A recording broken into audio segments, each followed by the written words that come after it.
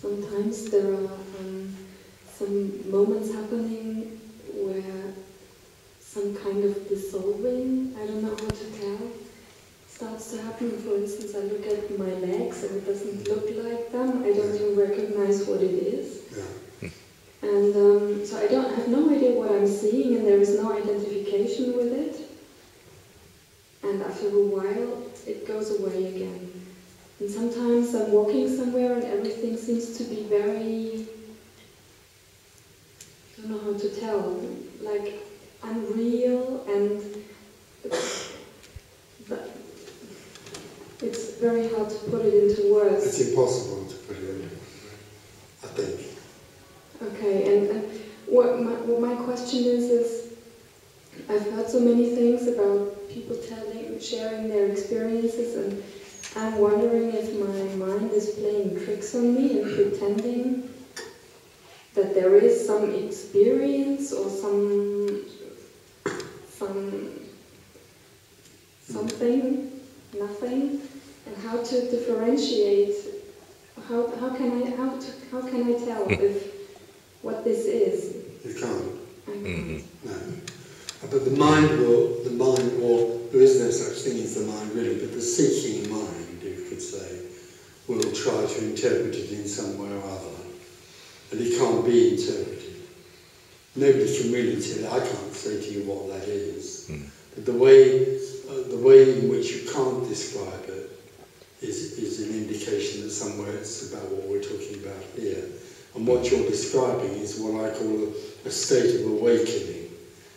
Obviously, the original seeking has reached a point where something has been glimpsed. Like the nearest I can get to it is when you talk about looking at your legs and they are unreal, or you don't know. That happens for quite a lot of people in meetings or before, or with nothing to do with meetings at all.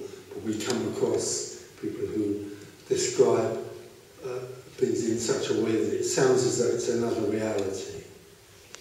And what we're really talking about here actually are two realities. The separate reality is the reality I describe about people thinking that what is happening is separate to them, and what is happening to them as a me.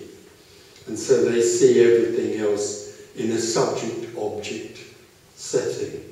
So I'm the subject and everything else, like the room or my legs, are the object. So they think what they see is real, whereas actually it's a dreamt reality. What's happening there, when there's a shift that begins to happen, is that what the individual thought of as real becomes unreal. And that we hear that quite a lot. And it happened certainly for me when I was a seeker. And then there was a glimpse of this real world, which I thought was unreal, because I thought I lived in the real world. And then thereafter there's a dissipation of the unreal separate world, and the natural reality arises. But it arises for no one. That's what, as far as I'm concerned, is called liberation, for want of a better word. Suddenly there's the liberation from apparently being imprisoned in a separate world. And that's what you're describing for me.